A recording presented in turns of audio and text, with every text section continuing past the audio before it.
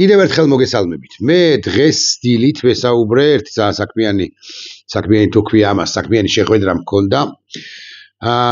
თბილისის ცენტრში ყოველდღიურად რომ დგას იმ ახალგაზრდა პოლიციელის, არც გვარს დავასახელებ ცხადია და არც სახელს, იმ ახალგაზრდა პოლიციელის 24 წლის ინიციალების მიხედვით ამის დასახელების უფლება მაქვს თუ არა არ ვიცი, მაგრამ მაინც გავრისკავ M.G.S. დეიდას. შემხვდა ეს ქალბატონი და ამ ქალბატონმა ბევრი საინტერესო რამ მითხრა, რასაც გადავამოწმებ და კიდევ ერთი შეხვედრა გვექნება ჩვენ მაღალი ალბათობით და მივიღებ მისგან ნებართვებს იმის თაობაზე რა არის თქმა შეიძლება და არის არა, მაგრამ ის კი მითხრა რომ ეს ახალგაზრდა 24 არასრული 24 წლის M.G. პოლიციელი, რომელიც ყოველდღიურად არის რუსთაველის გამზირზე, ძალიან ესეთი კეთილშობილი კაცი, ახალგაზრდა კაცი ყოფილა, მაგრამ თურმე ძალიან შეწუხებულია იმის გამო, რომ ყოველდღიურად მას და მის მეგობრებს და ცხადია მათ მეგობრული ურთიერთობაც აქვთ, უწევს უტრირებულად ვიტყვი პირბადეების დევნა და ასაკიანი ადამიანების დევნა, ვინც პირბადეს ატარებს, ან ვინც გზას კეტავს, ან ვინც დროშით ხელშია, ან ვინც სხვადასხვა ასაკის ახალგაზრდების, მათ შორის შუახნის ადამიანების, შუახნის მოქალაქეების და ასაკიანი ადამიანების, ქალბატონების თუ ამაკაცების დევნა, ეს კაცი, ეს M.G. თურმე ოცნებობდა დეიდის თქმით, რომ ის გაჰყოლოდა ხო რაღაც კრიმინალურ პოლიციაში ყოფილიყო უკვე შემდგომ პერიოდში ალბათ გადასულიყო ხო ეხა საპატრულო პოლიციის თანამშრომელია და კრიმინალის წინააღმდეგ ებრძოლა, კრიმინალი გამოეაშკარავებინა, კრიმინალს შებრძოლებოდა და ასე შემდეგ. ამ ლაპარაკში ქალბატონს არ გავამხელ არც მის სახელს, ვაჩვენე ერთი ვიდეო, რომელსაც ახლა გაგიზიარებთ თქვენს და აქ სანომრე ნიშნების ჩანს, აღშფოთდა ეს ქალბატონი, სანომრე ნიშნები ჩანს ავტომობილისა და აღშფოთდა ეს ქალბატონი, მე ვაჩვენებო ჩემს დიშვილსო, განა არაო, ვაჩვენებო ჩემს დიშვილსო და იქნება რამე ზომები მიიღოსო, ანუ უფროსობას უთხრასო. ეს ყველაფერიო რაშიც მე გულახდილად გეტყვით, ეჭვიეპარება. ამას გაჩვენებთ ამ ვიდეოს და მე უფრო ზოგად თემებზე ვილაპარაკოთ, რომლებიც ამასთან ასაკვირველია კავშირში. ვაჩვენებო, იქნებაო მისმა უფროსობამ მიიღოს გადაწყვეტილება იმის თაობაზე, ან უფროსობის უფროსობა, ხარ ასე თქვის ახალგაზრდა კაცი M.G. სიმართლე გითხრათ, ხადი არ ვიცი ხო? იქნება მიიღონ ზომებიო, ეს რა ხდება ჩვენს ქალაქშიო, ჩვენს ქვეყანაშიო. ეს ვიდეო არის ამგვარი. დააკვირდით. ასე იგი ახალგაზრდა კაცმა ისვის მე მგონი, ქორწილის ხალხია.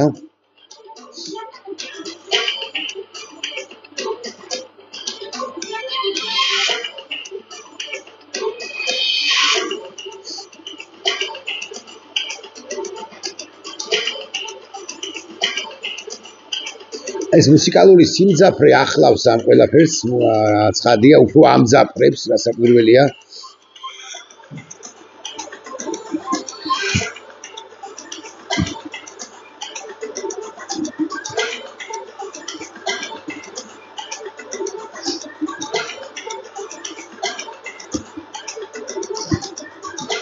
აქ წინა საქარებინაზე ამ მანქანას მერსედესია თუ არ ვხსები და მერსედესია რაღაც ხო ეს არ არის ყველაზე მძიმე ვიდეო, აქ ერთგან ჩანს არ უსვრიათ, ერთგან ჩანს რომ ძღოლი გადმოხობს იარაღს და იარაღს პისტოლეტს. ეს არ არის ყველაზე მძიმე კადრები, რაც ბოლო ხანებში მინახავს, ყველაზე მძიმე, ან უფრო მძიმე კადრები ვრცელდება სოციალურ ქსელში ასევე, როდესაც მეკორწილეები უმრავლეს შემთხვევაში კი არა პრაქტიკულად ყოველთვის, ხო, ახლანდელი, ახალი მეკორწილეები, ახალგაზრდები სახლში შედიან, იქ ავტომატის ჯერი ისვრი, ცხაში ისვრიან, ჰაერში ისვრიან, ცხადია, მაგრამ მაინც ერთმანეთს არ ესვრიან ჯერჯერობით ყოველ შემთხვევაში და ასე შემდეგ. და აქ ჩანდა ავტომობილების სახელმწიფო ნომრები, ეს ქალბატონი M.G. დეიდა ფრიად აღშფოთებული იყო ამ ყველაფერთან დაკავშირებით და მე ვაჩვენებო, აქ იკითხარით ჩემს დიშვილსო, იქნება მან თავის უფროსობას უთხრას, რომ ასეთი რაღაცეების ხდება, უფროსობამ დარწმუნებული ვარ, არა მარტო იცის, არამედ საქმის კურსია, იცის ყველაფერი და უბრალოდ ნებართვა იმის თაობაზე თუ აწყებული არა აქვთ რაღაც ამ ადამიანების გამოაშკარავება, იქნება და მართლა რაღაც არ არის სათამაშო იარაღი უჭირავს მე მაინც და მაინც იმას არ ვაბობ რომ იარაღი არის ეს სასროლი შესაძლოა სათამაშო იარაღია, მაგრამ გამოსაკლები ნებისმიერ შემთხვევაში არის ამგვარ ქვეყანას აკეთებს ვიზინა ივანიშვილი. მეთქი როცა ყველაფერი უკაცრავად რუსულისთვის და დაзвოლენა, რა პრობლემაა? იტყვის ამას რომელიმე პროპაგანდისტი, ესეთი რამ არ ხდება რა სხვა სახელმწიფოში არ ხდება, როგორც სხვა სახელმწიფოში, ან იშვიათად ხდება, ან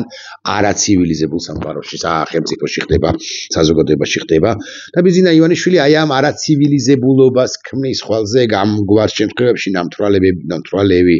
ახალგაზრდები თუ ნასვამი ახალგაზრდები ერთმანეთსაც რომ ესვრიან ამ იარაღით თუ ეს სასროლი იარაღია და სხვა ვიდეოებში ეს სასროლი იარაღი და სროლის ხმა ისმის, ხო სხვა ამგვარ ვიდეოებში ეს ფაქტია და სხვა ერთმანეთსაც რომ ესროლონ, რაღაც გარჩევები რომ იყოს შემთვრალებისა, გასაკვირი სულაც არ იქნება. დემონსტრანტებმა ამასობაში მე მინდა გითხრათ რომ აღმოაჩინეს კი არა ახალ-ახალი შეწინააღმდეგების ახალ-ახალი მეთოდები მოიფიქრეს და მთავარი არის ალბათ ის, რომ საქართველოს დე-ფაქტო ხელისუფლება ვერ ამარცხებს, ეს ვერ გაუგია ვიზინა ივანიშვილს, ვერ ამარცხებს ინდივიდს, ვერ ამარცხებს მოქალაქეს, ვერ ამარცხებს პატარა ჯგუფს, ან ვერ ამარცხებს რამდენიმე პატარა ჯგუფს, ანუ შედარებით უფრო დიდ ჯგუფს თუ ჯგუფებს, ანუ ვერ ამარცხებს საზოგადოებას, იმიტომ რომ დემონსტრანტებმა პატარ-პატარა სხვა მეთოდები შეწინააღმდეგებისა მოიფიქრეს. მე წინა ვიდეოში თუ წინასწინაში ვთქვი, იცით თქვენ ეს რომ აი რუსთაველის პარლამენტის მიმდებარე ტერიტორიაზე თუ ფართო ტროტუარია,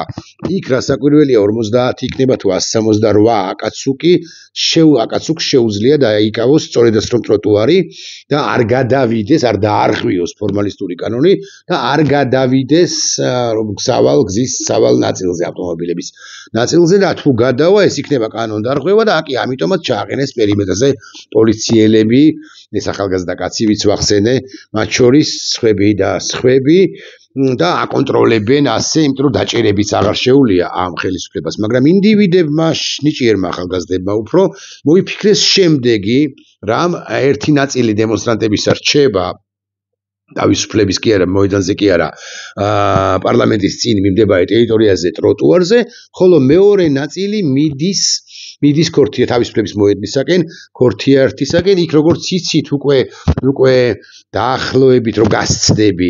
რომ გასცდები პირველი რესპუბლიკის შენობას, ანუ სადაც გამოცხადა საქართველოს დამოუკიდებლობა, მოსწავლე ახალგაზრდობის შენობა ჰქვია, ხო, ახლა პიონერთა სასახლე რომ ერქვა ჩემ ბავშვობაში. მე უკვე რუსთაველის მეტროსკენ რომ თავისუფლების მოედნის მეტროსკენ რომ შევხვევ და მე უკვე გალერი ჰქვია, ხო, ინგა თუ გალერეა, ანუ უნივერმაღისაკენ რომ ჩავხვევ და იქ კიდე უფრო ვიწროა, იქ ჩასასვლელიც არის, მიწისქვეშ ჩასასვლელი, რომელიც პუშკინის სკვერს უერთდება მიწისქვეშეთიდან და მე უკვე ქორთიართან ძალიან ვიწროა და იქ ვერ ეტევა ეს 50 თუ 70 თუ 90 აკაცუკი, ეგრეთ წოდებული და ამიტომაც არის დიდი ამბავი და ის ითხოვენ ისინი ეს პოლიციელები ითხოვენ რომ არ გადმოხვიდეთო, ხოლო აი ნახეთ და აი მე ხდება ესეთი ამბავი, პოლიციელები მე უკვე საკრებულოსთან არიან ჩამწკრივებულები, პოლიციის ორი მაღალჩინოსანი ერთმანეთთან მსჯელობს რა უნდა ქნას და მოქალაქეები კი გამოდიან და მოუწოდებენ პოლიციას რომ გადაუშვან პროტესტის მონაწილეები უკვე სამანქანო ავტომობილების სავალ ნაწილზე, იმიტომ რომ უბრალოდ ვერ ეტევიან. ეს ძალიან მნიშვნელოვანი დეტალია მოქალაქეებს, ნიჭიერებს უდაოდ ვერ ამარცხებს საქართველოს დე-ფაქტო ხელისუფლება, თითქოს ჩიხშია შესული არსებობს ორი მოსაზრებები იმასთან დაკავშირებით, როგორ განვითარდება პროცესები, რამდენიმე მნიშვნელოვანი და სერიოზული ავტორი წერს ამის თაობაზე ასე მაგალითად გიანოდია, რომლის სტატუსის რეზიუმირებასაც მოვახდენ სწრაფად, თქვენი ცნებართვით, გიანოდია სტატუსს თუ ჩანს არსებულ ვითარებაში გვაქვს ორი სცენარი, ავტორიტარიზმის კონსოლიდაციაო, ამბობს ბატონი გია, რომელიც მიმდინარეობს, წარმატებით დასრულდება და რეჟიმი განუსაზღვრელი ვადით დასტაბილურდება და მეორე სცენარის მიხედვით, მოკლე რეზიუმირებას ვაკეთებ აქ ეკითხებით, გამოჩნდება შავი გედი, ანუ გაუთვალისწინებელი ახალი რამ ფაქტორი, რომელიც ვითარებას არსებითად შეცვლის და ახალ შესაძლებლობას გააჩენსო. პირველი სცენარი უფრო ალბათური ჩანს, მაგრამ მეორე შესაძლებელიაო, მისი თქმით, შავი გედის ლოდინი ბევრად არაფრით ჯობს თუ განსხვავდებნოს ჯობს გოდოს ლოდინს, მაგრამ ცუდ დღეში რომ ვართ, ვიცით, ცუდ დღეში რომ ვართ, ეს ცხადზე ცხადია.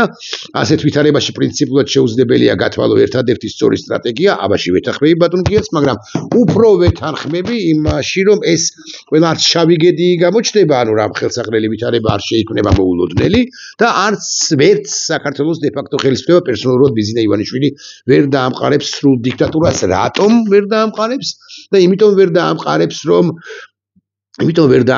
რომ შეუძლებელია ყველა მოქალაქის რეპრესია, ყველა მოქალაქის დაპატიმრება, ყველასი, ვინც კანონს არღვევს, ან კანონს არღვევს ამ დე-ფაქტო ხელისუფლების აზრით. თენგიზ აბლოთია, ჩემი მეგობარი, ჟურნალისტი, მე მგონი ერთ-ერთი საუკეთესო სტატუსია მისი, სრულად წაგიკითხავთ თქვენი ცნებართვით, ბატონი გიასი წავიკითხე, გიარა ჩავიკითხე და რეზიუმირება მოვახდინე, ოდნავ პატარა ნაწილისა, ახლა სრული ტექსტი თენგიზ აბლოთიასი ბოლო დღეებში საპროტესტო აქციაზე საკმაოდ საინტერესო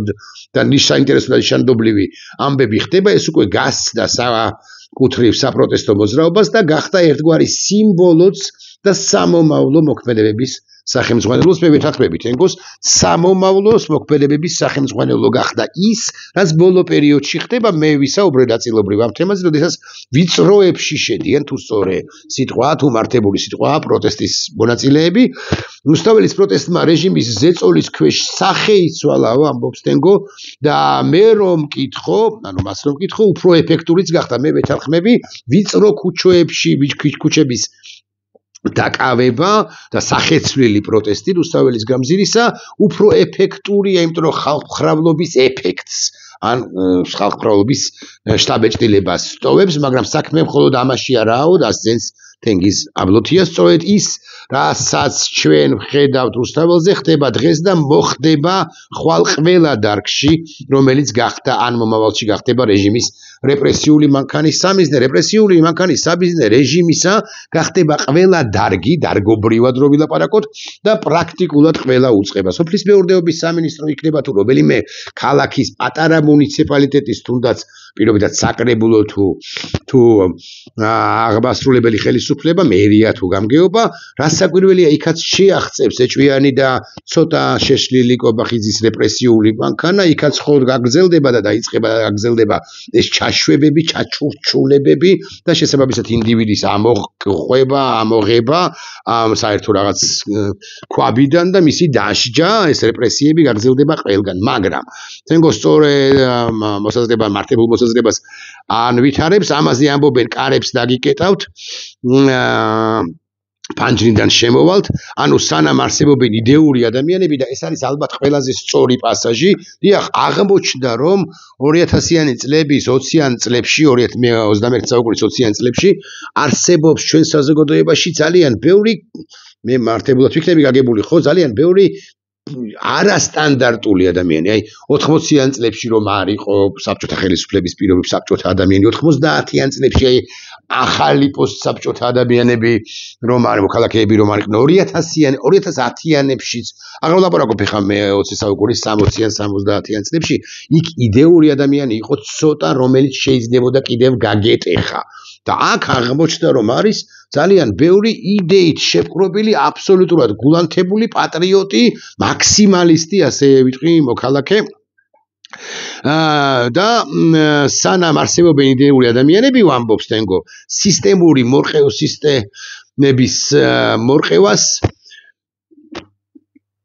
ხო, სისტემების მორყევაზე ლაპარაკობს მე. არასამთავრობოები, მასმედია, განათლების სისტემა, ბიზნესი, ხო, ბიზნესი, პოლიტიკური პარტიები, ყველა ვინც განიცდის ზეწოლას ტირანიისაგან მოქმედებს ზუსტად ისე, როგორც დღეს იქცევა რუსთაველის პროტესტი, იცვლის ფორმებს, ეძებს სხვა პლატფორმებს, ანუ დაკეტილი კარის პირობებში შედის ფანჯრიდან. ეხლა აქ უკვე ამის შემდგომ უკვე თენგო ავლუთია იხსენებს ბერიას სიტყვებს, ბერიას არ უთქვამსო,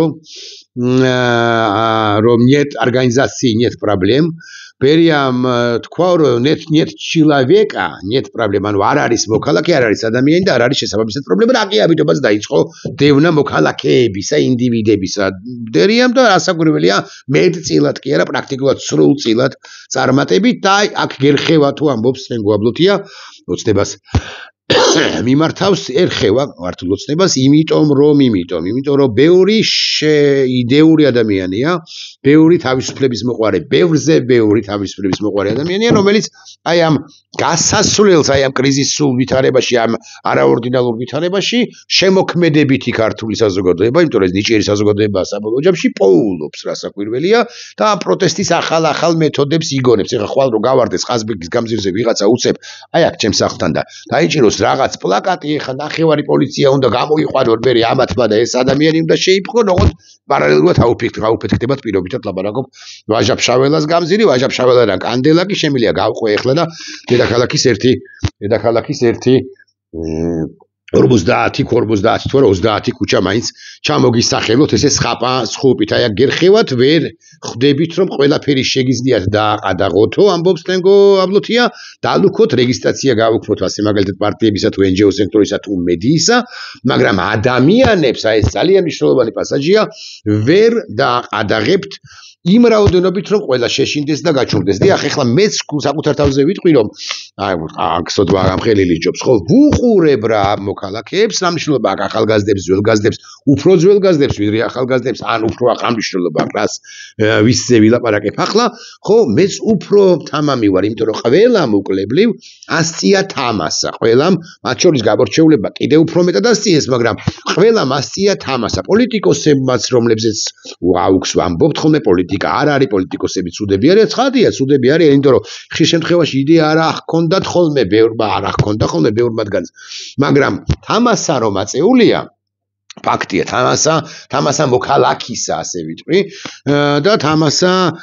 წინააღმდეგობის გამწევისა. დიახ, ეხლა უკვე რა თქმა უნდა გაგიტყდეს ყველასთან, ამას მისათიშას ბოდიში, ყველასთან, ვინც დაპატიმრებულია, ვინც რეპრესირებულია და ასე შემდეგ, შენ უცებ არ უნდა მოღუნო, არ უნდა ჩაქინდრო თავი და არ უნდა შეეკრა ამ ხელისუფლებას, რასაკვირველია არავინ არ უნდა გააკეთოს. ეს ყველამ კარგად ვიცით. აი აქ გერხევათო, სანამ არსებობს თავისუფალი ადამიანი, პლატფორმა ყოველთვის მოიძებნება. თენგო აბლუთია, თუ გინდათ რეალურად დაამყაროთ დიქტატურას, სხვა გზაა მან საჭირო, ოღონდ ამ სხვა გზის რესურსი ბიზინა რუსივანიშვილს რასაკვირველია არ აქვს. დღეში უნდა დაიჭიროთ სისხლის სამართლის ბრალდებით იმდენი, რამდენსაც ახლა თვეში იჭერთ და განა რამდენია თენგო კი არ ვეგამართები, ცხადია, მაგრამ მაინც დღეში 300 კაცს ვერ დაიჭერს. 100 კაცსაც ვერ დაიჭერს, დღეში 30 კაცსაც სისხლის სამართლით ვერ დაიჭერს. მაგ შემთხვევაში გამოდისო 900, მართლა რომ მათემატიკურად გადავამრავლოთ 30-ზე 900 სისხლის სამართლით პოლიტიკური პატიმარი და ეს ნიშნავს თვეში და ეს ნიშნავს 9000 კი არა 9900 10800 პოლიტიკურ პატიმარს წლის განმავლობაში, ოღონდ რაც თავარია, ხო? 10800 მეერთე ან რო გავამრავლოთ 2-ზე 10800 21600 კაცი გამოვა მერე და უკვე მერე ბიზინა ივანიშვილის რესურსი არ ეყოფა. თენგოს მეტყვი რუსულადაც კი არა, ყველას მეტყვით უბრალოდ რუსულად, ქართულად ონდოლზენ დადუმაც ის უნდა ჩახვდეს იმას, რომ მას დროში გაწერილად ვილაპარაკებთ თუ დროში გაწელვის გარეშე მას დარხეული აქვს ბიზინა გონია რომ გადატეხავს ამ იდეალისტ ადამიანებს, მაგრამ ვერაფერს გახდება მეთქი და ახლა ბოლო პასაჟები თენგო აბლუთიას არაჩვეულებრივი სტატუსია, დღეში უნდა დაიჭიროს სისხლის სამართლის ბრალდებით იმდენი, რამდენსაც ახლა თვეში იჭერთ, უნდა შეეშვათ ფასადობასო, უნდა გაისვაროთ, ესეც ძალიან საერთოდ მხატვრულად დაწერილია, ხო? უნდა გაისვაროთ ხელები სისხლში არა მაჯამდე, არამედ როგორც დღეს, არამედ კისრამდე, ხო, ყელამდეო, ამბობს თენგო აბლუთია. მზად ხართ? რომელი თქვენგანი ხართ ბზად პოლიციის თანამშრომლები, მილიციის თანამშრომლები, კარგები, ცუდები, იმაზე უარესები, იმაზე უკეთესები, რომ მარტო სისხლავები კი ან მაჯამდე კი არ იყოს თქვენი ხელები ჩასწორილი სისხლში, ჩაყოფილი სისხლის გუბეებში, არამედ ყელამდე ამოივსოთ სისხლში, რას გეტყვით თქვენი დეიდა, მოდის ვიხდი, რასაკვირველია, ან რას გეტყვით თქვენი ბიძა, თქვენი მეუღლე, თქვენი წინაპარი, თქვენი შვილი, თქვენი მეგობარი, თქვენი მეზობელი, თქვენი ნათესავი, თქვენი ახლობელი, რას გეტყვით ქუჩაში გამოვლელი, როდემდე შეიძლება თქვით ხო, ადამიანები ხართ საბოლოო ჯამში, რომლებსაც გიყვართ ხაჭაპური, ხო, ასე ვიტყვი და ხაჭაპურს ჭამთ ხოლმე ოჯახის წევრებთან, სადილობთ ოჯახის წევრებთან და იქ განყენებულ თემებზე კი ლაპარაკებთ, რასაკვირველია, მაგრამ როდესაც ყელამდე სისხლში ამოითხრებით, თუმზად ახართ რასაკვირველია, იქ უკვე განყენებულ თემაზე ხვიჩა კვარაცხელია, რამდენად კარგად თამაშობს ფეხბურთს, კარგი მატჩი ქონდა თუ არა მას, ამაზე ვეღარ ისაუბრებთ, გაგიკვირდებათ და ადამიანია თქვენი მთავარი პრობლემაო, ამბობს თენგო აბლოთია, სავოკები ხართო ცხადია. ირაკლი გობახიძე არის სავოკი, ანუ საბჭოთა ადამიანი, ბიზნესზე აღარ ლაპარაკობ ხო, ხდებით ის სავოკი, მაფიოზი სავოკია. ადამიანი ჭანჭი გიგონიათო და ამიტომ ვერ იაზრებთ იმას, მაგრამ მოგიწევთო ოპტიმისტია. თენგო აბლოთია, რომელიც აზიარებს, მე ეს კი არ მინახავს სიმართლე გითხრათ, მაგრამ მაინც ნახავ ამასაც საპროტესტო მსვლელობის გავიდეს რეკლამა, საპროტესტო მსვლელობის შემდეგ მომიტინგეები კვლავ პარლამენტთან დაბრუნდნენ, ანუ ადამიანები დადიან, პატარა ქუჩებს შეეფინებიან ხოლმე და მერე ისევ უბრუნდებიან პარლამენტის მიმდებარე ტერიტორიას და ეს ახალგაზრდა პოლიციელები, რომელსაც ხაჭაპური უნდა აჭამო. ხო, ხანდახან უნდა შეუტიო, რასაკვირველია, ამ უკანონობას ჩადიან და უმრავლეს შემთხვევაში ჩადიან ამ უკანონობას, მაგრამ ხაჭაპურითაც უნდა გაუმასპინძლდე, უნდა უთხრა შვილო, როგორ დაგაბეჭავად შეხედეთ ბიზინა ივანიშვილმა და როგორ გამოგირეცხათ ტვინი სამთავრობო პროპაგანდამ,